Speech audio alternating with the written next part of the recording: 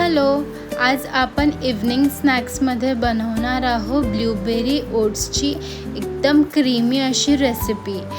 तर मी इथे छोटूशी कढईमध्ये 1 चम्मच तूप घेतलेलं आहे। मी इकडे गाईचंच तूप यूज करते आणि ते जे की होममेड आहे।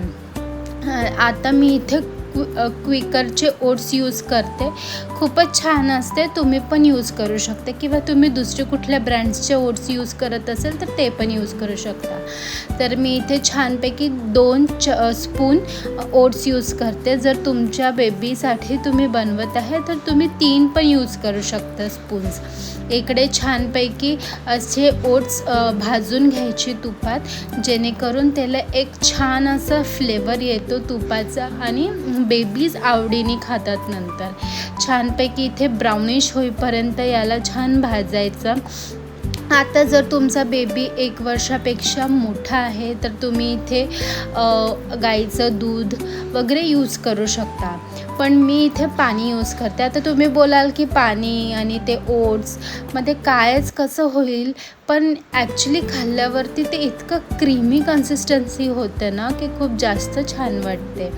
तर यात तुम्ही कुठले पण तुमच्या बाळाला आवडणारे फ्रूट्स टाकू शकता। आता माझ्याकडे ब्लूबेरी अवेलेबल होते तर मी इथे 4 ब्लूबेरीज टाकत आहे। ब्लूबेरी टाकली की कलर खूपच छान असा पर्पलिश येतो आणि टेस्टला पण खूपच मस्त वाटते। तर इथे छान असं याला बॉईल होईपर्यंत होऊ द्यायचं आणि थोडीशी थिक अशी कन्सिस्टन्सी झाली की मग बंद करायचं। तोपर्यंत छान मिक्स करायचं। इथे हे जे ब्लूबेरीज आपण टाकलेलं आहे हे याला थोडंसं मॅश करून घ्यायचं। मॅश केलं की त्याचा कलर पण चेंज होतो आणि त्याच्यातले इम्पॉर्टंट न्यूट्रिएंट्स पण ओट्सला लागतात आणि कलर चेंज झाल्यामुळे कलर पर्पल असल्यामुळे मुलांना खायला पण खूप छान वाटतं। तर इथे तुम्ही बघा खूपच सुंदर असा कलर आलेला आहे। आता छानपैकी हे बॉईल होत आहे।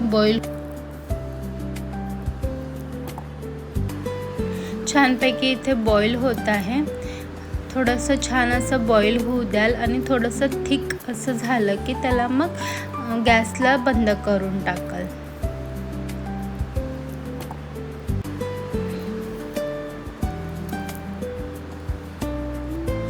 सतत याला मिक्स करत राहायचे, जेणेकरून कुठले पण लम्प्स नाही राहिले पाहिजे। आता तुम्ही बघाल की इतकी छान कन्सिस्टन्सी झालेली आहे, एकदम क्रीमी झालेलं आहे। मी पण थोडं टेस्ट करून बघितलं होतं, खूपच टेस्टी असं झालं होतं।